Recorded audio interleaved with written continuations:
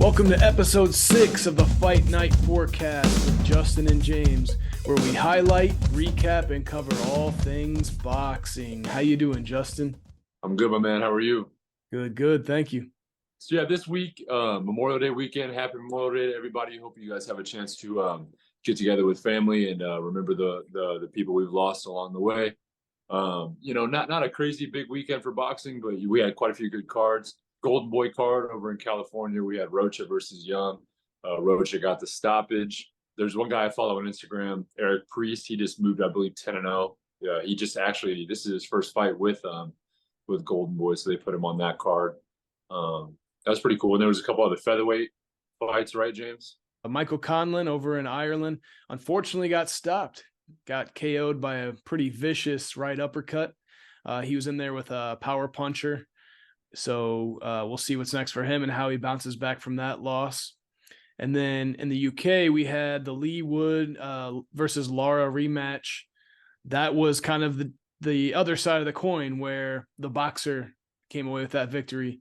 So Lee Wood was able to stay disciplined, stay focused on the game plan, and outbox the power punching Mauricio Lara. Which honestly, Wood and Lara, man. I mean, that rematch, I thought the first fight was great. And both those guys are good talent, man. I mean, they're fun to watch. Yeah, I think really with the other fight, when he, man, that uppercut, that was like highlight worthy. And he got caught bad. I was reading there's a coach I follow on Instagram where he was talking about these guys who are good boxers should not be like, if you have good enough boxing skill and this guy that you're going against is a heavy power puncher, it's just, man, you got to just do what you know. But I think the biggest thing is Conlon got caught, right? And I think he was trying to sit down. He was trying to bang, and he was trying to sit down on those punches, and it's tough to sit down on those punches with someone who just has you outclassed in the area of power punching, you know what I mean? So, because Conlon's a great boxer. You said he came from the Olympics and all that, right? Yeah, he was Olympian. He had a controversial decision in the Olympics. There's like a famous, infamous photo out there on the internet of him flipping off the judges. I believe. I believe it was 2016 Olympics, if I'm not mistaken. But that was a kind of an infamous year for Olympic boxing. There was a lot of controversies going on that year, but yeah, he came to Top Rank and it looked promising, but he's had a couple of hiccups. So we'll see what's next for him, if he can get back in line for another belt. His second loss. Yeah, I don't know. Like he's a good talent, and I know he's got the 2 losses, but I don't see him going anywhere by any means. You know what I mean? Like, I don't see him like slipping off from here or anything. I think he can. I know it was a highlight knockout, but I think if he goes back to the drawing board and gets back to what makes him, as good as he is, I think he can definitely be a title contender. But yeah, Lee Wood showed some good boxing ability. Right. Kept that right hand up this time. Was still getting touched, but hey, it's boxing. Everyone gets hit. So we'll see what happens in his next fight and see where he goes from there. So, you have your mandatories. So we'll have to see what order that goes, but it'd be awesome if we can get a undisputed in featherweight too. Yeah, man. Could you imagine that? How many undisputed we're going to be looking at this year, and if we had another one, that'd be great. This, honestly, man, this might be one of the. I think this might be one of the best years in boxing in the past 10 years. Someone was saying that. We have a text thread running, and they talked about Spence Crawford being officially made, which we'll talk about later.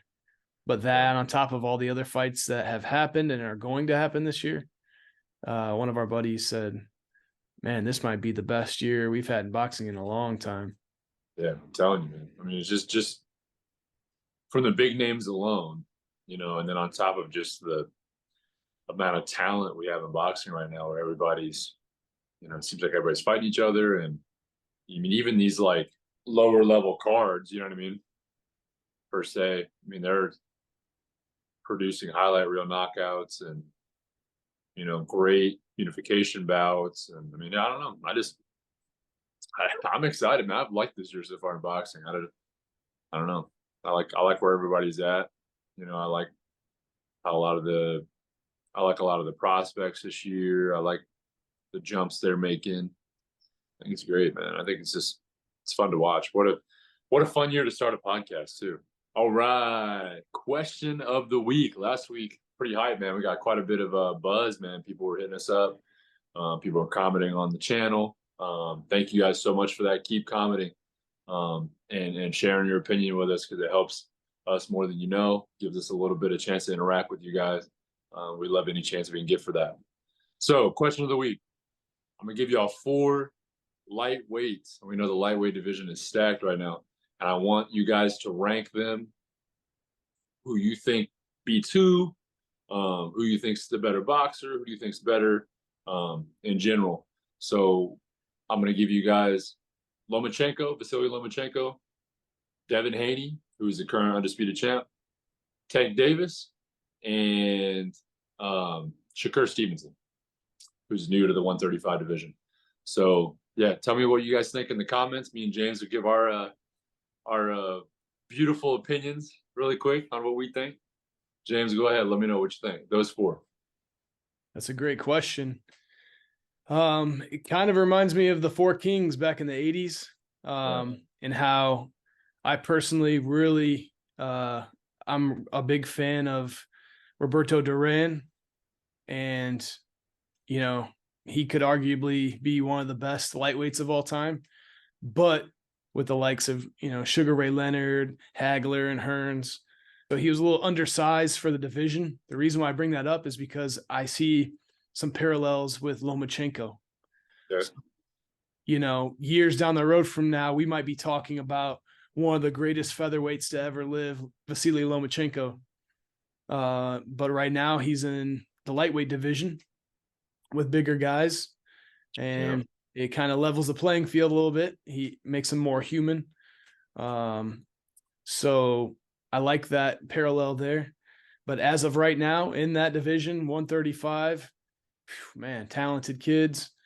I'm really curious to see what Stevenson brings to the table at 35.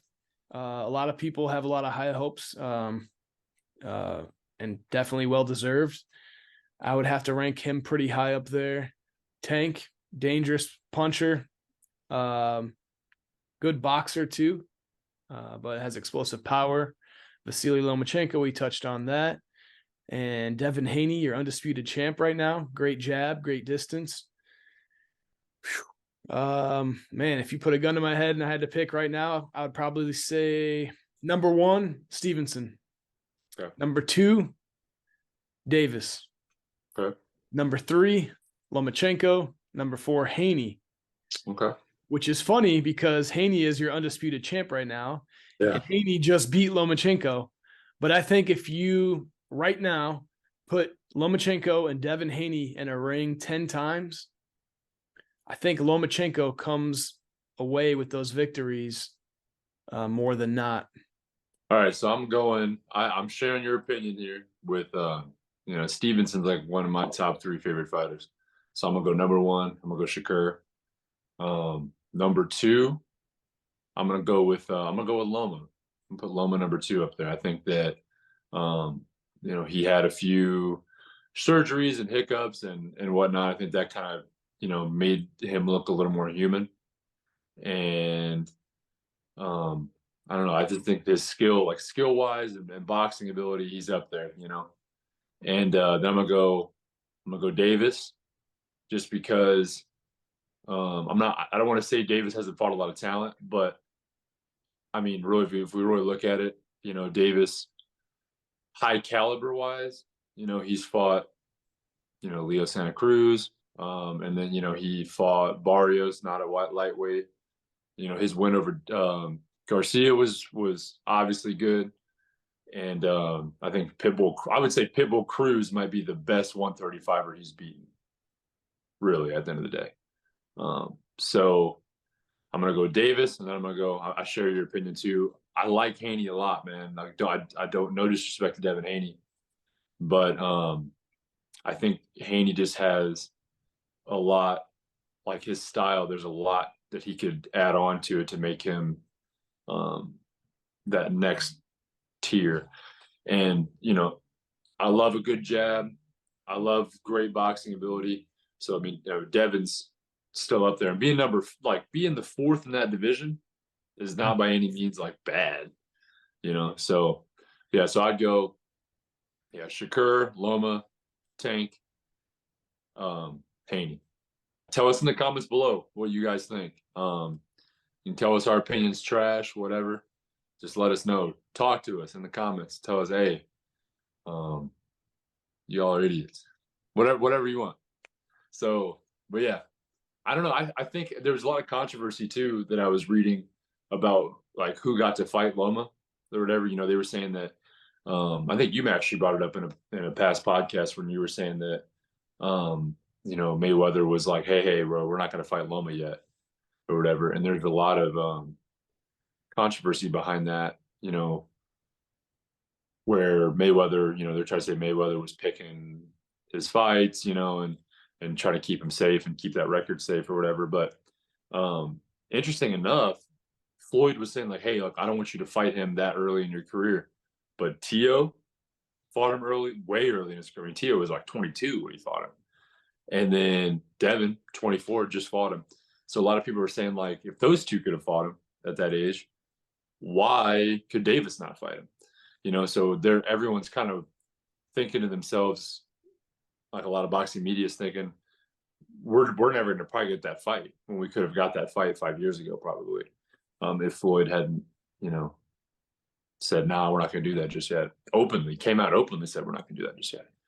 So, I mean, I think in a way Davis is going to kind of miss out on getting to fight a future Hall of Famer. I mean, we know Lomachenko is definitely going to be a future Hall of Famer. So, I think it's I was reading some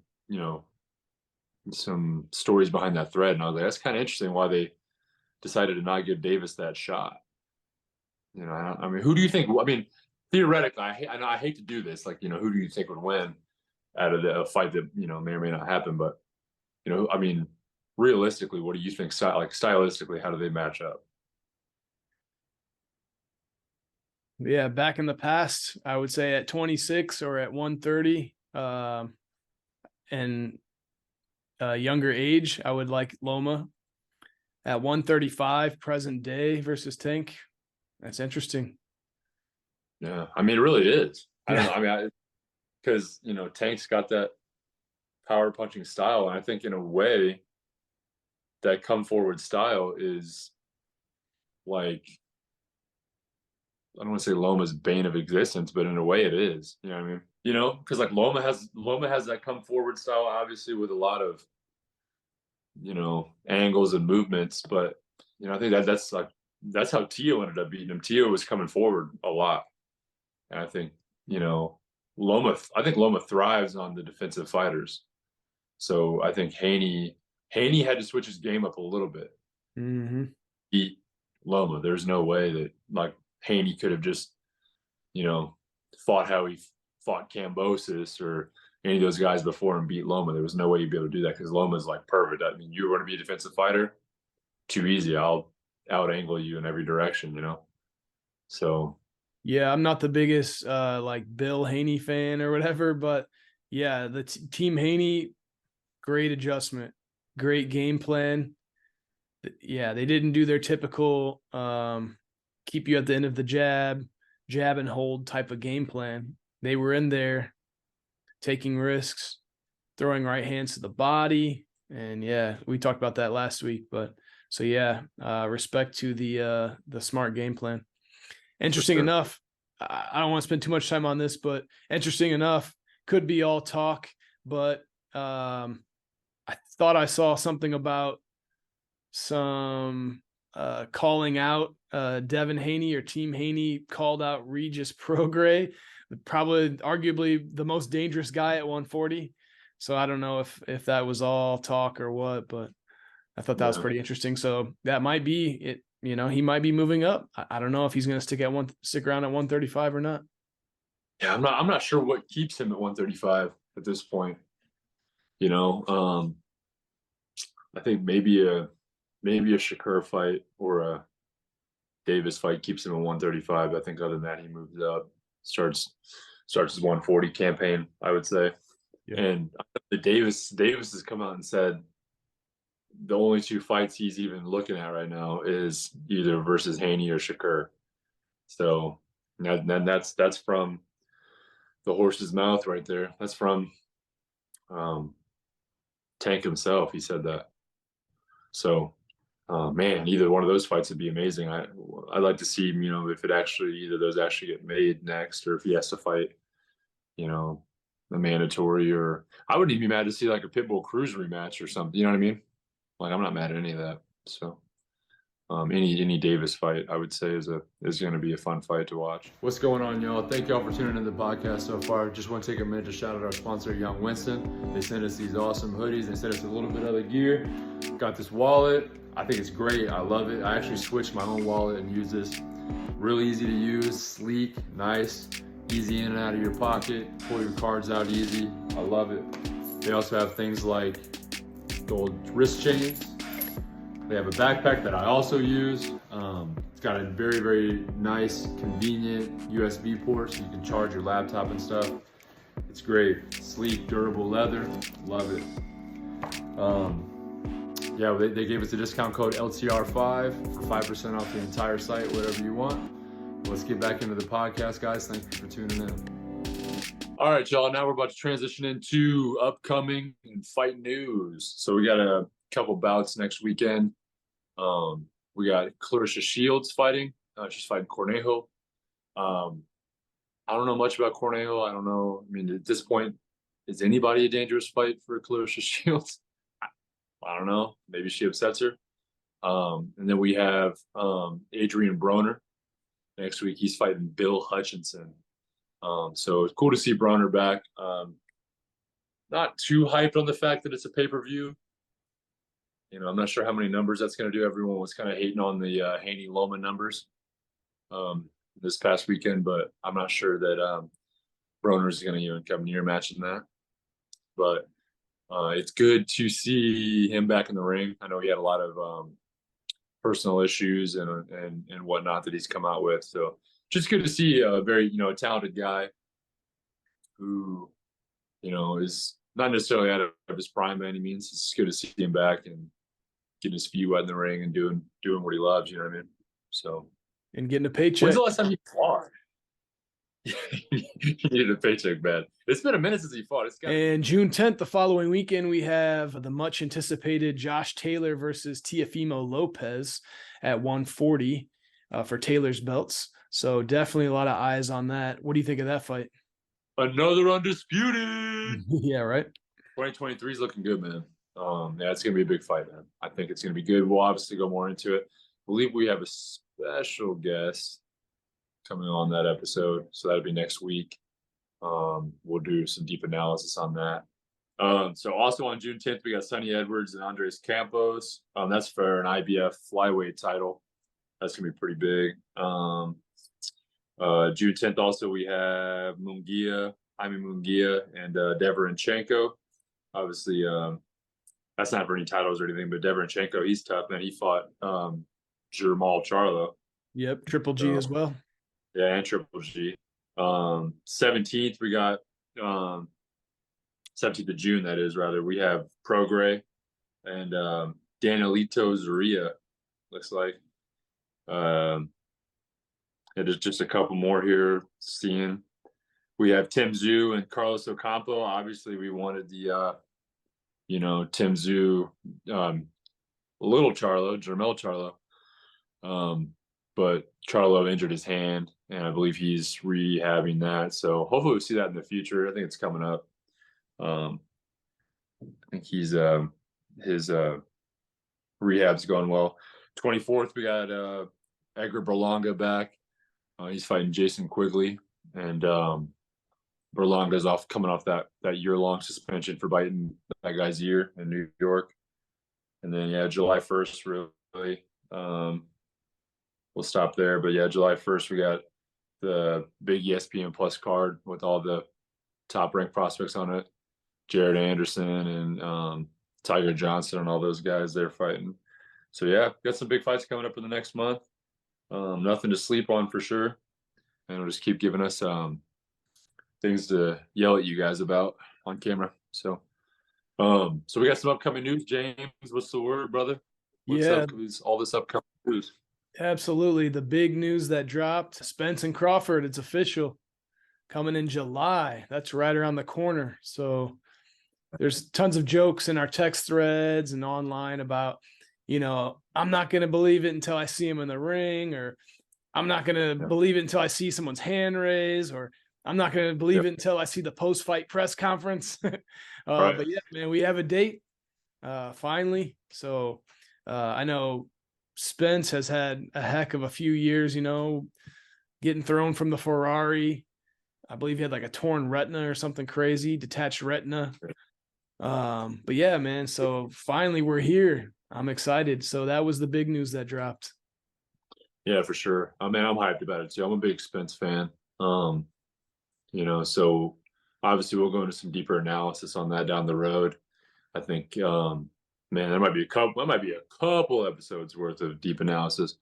Stephen A. Smith had him on First Take, and Stephen A. said that it's been mentioned that this might be the biggest welterweight fight in the past 40 years. Now, obviously, I know we got a lot of big names in welterweight over the past 40 years, so kind of interested to see how it stacks up. I know definitely the hype around it for sure has got to be one of the biggest fights in the past 40 years. I would say biggest fight definitely since Pacquiao Mayweather, for the sport.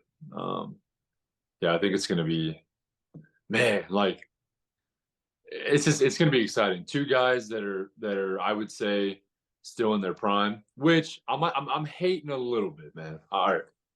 I don't like to be hater wood by any means. I hate to be a hater. But and James, you'll catch on with this too. So Crawford's 36. If Okay. I'm correct, he's 36. Everyone's like, "Oh man, he's good. He's still in his prime, this and that." But Loma's not. But Loma's not. So I don't know. I think a fighter's prime, it differs with every single person. People come in and out of their athletic prime at different times of their life.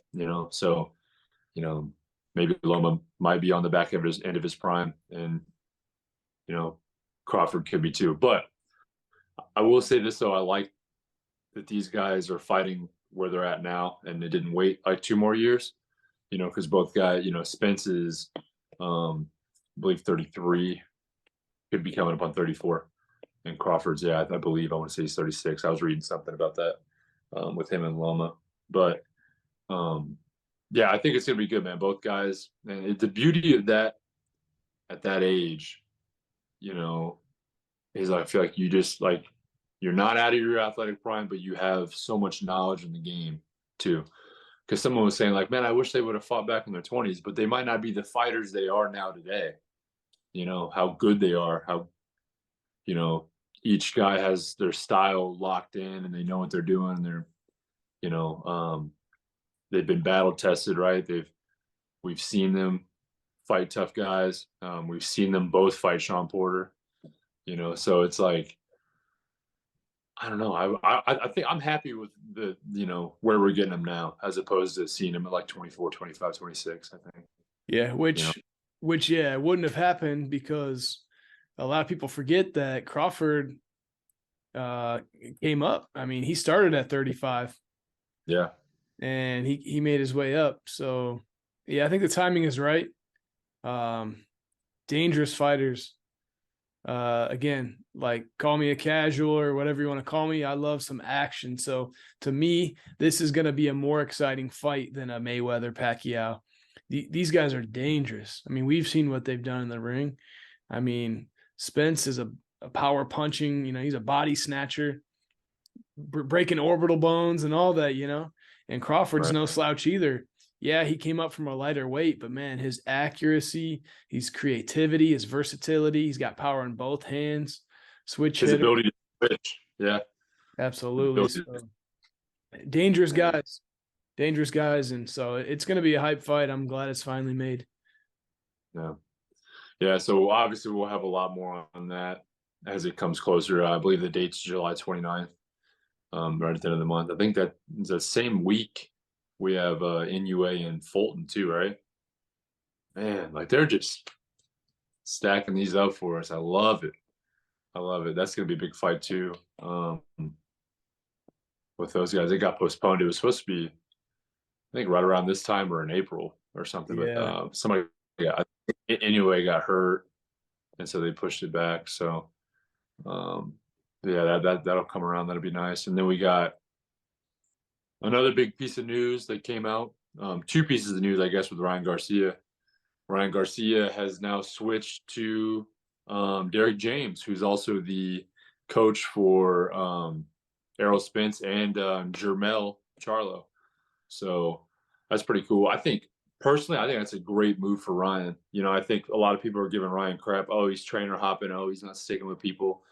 But why down him, man? Like I think that the biggest thing in boxing is having that connection with your trainer, right? So if you don't have a connection with, you know, if you didn't have a connection with Joe Goosen and you didn't have a connection with Eddie Reynoso, then what are you doing? You can't force that kind of stuff, you know?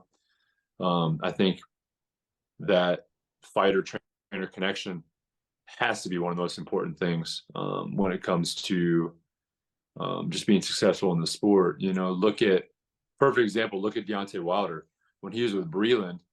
Breland couldn't even get him to skip rope.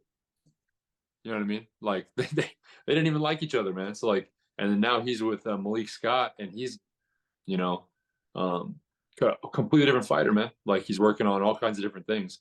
So I think it's just important to have that connection, man. You don't want to be in there with somebody you don't like. You don't want to be there with somebody when you're not willing to listen to, learn from. But yeah, I think Derek James is going to be good for him. He's kind of a no nonsense kind of trainer. I think he is going to help Garcia lock in, I think, and be, you know, and move forward in the sport. So um, obviously he's like a 2 or 3 time trainer of the year with Spence and Charlo. And I believe, I want to say he's got quite a few more probably in that stable that are up and coming. I want to say Frank Martin. Um, he's got Frank Martin in that stable too. So I think it's going to be good, man. And I think, I hate to say this because like, you know, he's been with Eddie Reynoso, so he's already been around, like, you know, with great stablemates with Canelo and, you know, Andy Ruiz and all those guys. But I think him being around Charlo and being around Spence is going to be just as good for him as if he was around Canelo. I think just him being in the gym with those guys and seeing them work, I mean, can't hurt, right? So, and then obviously James, he saw some calling out online. Who is Garcia calling out Yeah. for? Yeah. Give me my glass ball, man. I predicted the future. What can I Yeah, say? yeah. So Run the clip back. Run the clip back on that one. absolutely. We told you. I'd hate to see them just immediately jump to set up a Ryan Garcia fight at 140 for the belt. So yeah, again, just talks online, but I could definitely see it happening. They're talking about Ryan and Rolly at 140. Now that Rolly is a belt holder, Rolly's your champion due to that controversial stoppage. But yeah, so we'll see. It's just talk online right now, but I could definitely see that coming to fruition. Big personalities, you know, Ryan's got the following, Rolly's got the mouth and the personality to sell a fight and be the villain, be the bad guy. So I could definitely see them making that fight. Yeah. And honestly, man, at this point at 140, Rolly's the man to see. You got to get through Rolly, bro, to get, you know what I mean, to be the king of 140. I'm Yeah, still rocking I with think my it, boy Josh Taylor on that one. no, absolutely. Awesome, guys. Thank you for watching this episode of the Fight Night Forecast. We appreciate you guys. Please like, comment, and subscribe. share with a friend. Thank you guys so much. And please use code LTR5 at youngwinston.com. You get 5% off site wide. So we'll see y'all next week. We appreciate you.